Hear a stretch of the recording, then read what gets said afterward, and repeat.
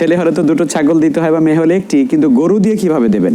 প্রাণ হলো এখানে মুখ্য, অর্থাৎ ছেলে হলে দুটি প্রাণ আল্লাহ সুবহানাহু ওয়া তাআলার উদ্দেশ্যে উৎসর্গ করতে হবে, কোরবানি করতে হবে, আর মেয়ে হলে একটি করতে হবে। গরুর বিষয়টি হলো যে আপনি রাসূল করিম সাল্লাল্লাহু আলাইহি সাল্লাম যা করেছেন হুবহু যদি সেটা করতে পারেন তাহলে আপনার জন্য সবচেয়ে উত্তম।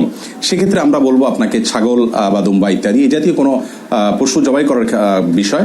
আর যদি গরু আপনি দিতে চান তাহলে ছেলে হলে গরুর পাশাপাশি একটি ছাগল একটি গরু দিতে পারেন। এক গরুতে কোরবানির ক্ষেত্রে 7 ব্যক্তির পক্ষ থেকে হয়ে যায়, কিন্তু আকিকা এই দৃষ্টিকোণ থেকে আপনি একটি গরু যথেষ্ট হবে না যে আকিকা তো দুটি ছাগল দেওয়া লাগে ছেলে হলে, তাহলে আমি গরু তো দুটি প্লাস হচ্ছে বরং 7 অংশ কোরবানি দেওয়া যায়, সেই দৃষ্টিকোণটি এখানে সঠিক হবে না। তার কারণ হলো আকিকা এবং কোরবানি সম্পূর্ণ ডিফারেন্ট ইবাদত। গরু যদি দেন তাহলে গরুর পাশাপাশি আরেকটা ছাগল দিতে হবে ছেলে হলে, আর মেয়ে হলে একটি যথেষ্ট হবে, একটি পূর্ণাঙ্গ প্রাণ দিতে হবে।